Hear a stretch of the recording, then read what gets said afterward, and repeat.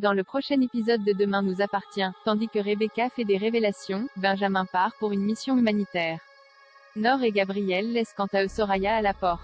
Attention, les paragraphes qui suivent contiennent des spoilers sur l'épisode de Demain nous appartient diffusé demain soir sur TF1. Si vous ne voulez rien savoir, ne lisez pas ce qui suit. Vendredi 19 novembre dans Demain nous appartient. Rebecca fait des révélations. Raphaël rentre au petit matin pour le plus grand bonheur de ses filles qui se sont beaucoup inquiétées. Après s'être excusée, l'avocate prétend avoir travaillé tard et s'être endormie au bureau.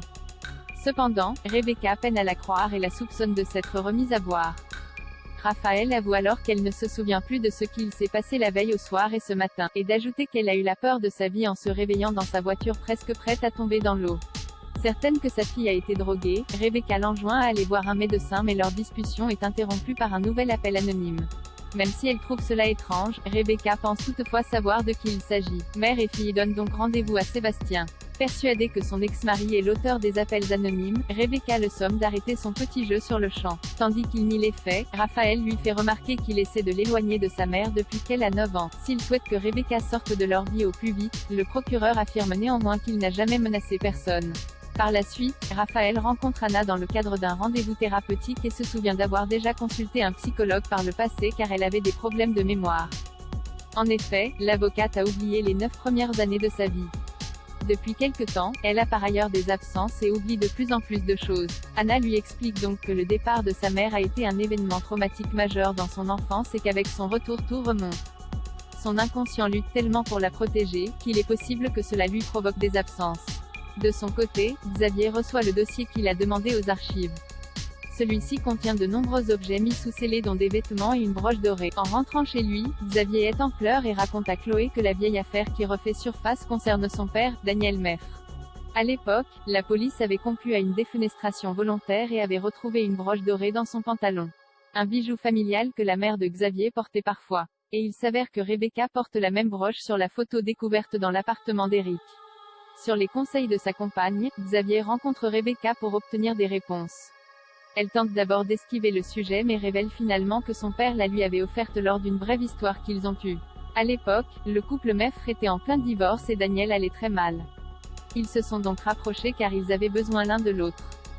La veille de sa mort, Rebecca lui a donné rendez-vous pour mettre un terme à leur relation car elle voulait sauver son mariage. C'est à ce moment-là qu'elle lui a rendu le bijou. En apprenant la mort de son amant, Rebecca s'est sentie terriblement coupable et a décidé de fuir en Argentine. Quand Xavier demande si Sébastien était au courant, Rebecca assure qu'il n'a jamais rien su puis lui fait promettre de ne rien dire à sa fille. En fin de journée, Raphaël se rend à l'hôpital pour récupérer ses analyses qui indiquent qu'elle n'a pas été droguée. Non loin de là, Xavier est avec Damien à la pointe. Comme il est au courant qu'il faisait des striptease au Spoon en tenue de policier, le procureur promet de passer l'éponge à condition qu'il procède à des analyses complètes sur les vêtements que son père portait le jour de sa mort. Il lance ensuite d'un ton formel que personne ne doit être au courant de ce travail hors procédure.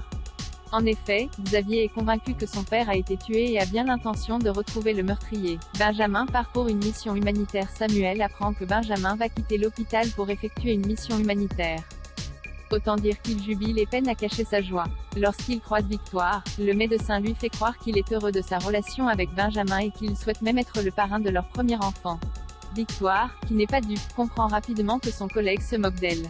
Plus tard, Victoire invite Benjamin à partir en Espagne pour un week-end romantique en décembre. Malheureusement, il ne sera pas là puisqu'il a accepté une mission humanitaire de 2 mois et qu'il s'envole pour Madagascar le lendemain. Comme elle le prend mal, Benjamin garantit que cela ne change absolument rien à ses sentiments pour elle. D'ailleurs, il espère qu'en revenant, ils pourront reprendre leur histoire si elle est encore libre.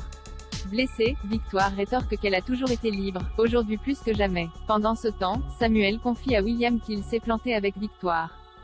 S'il se réjouit d'avoir désormais le champ libre, il espère aussi pouvoir faire comprendre à sa collègue qu'il sera toujours là pour elle. En fin de journée, Georges rend visite à Victoire en prétextant vouloir récupérer un couteau à huître. Il en profite alors pour lui dire qu'il a rencontré une fille super sympa.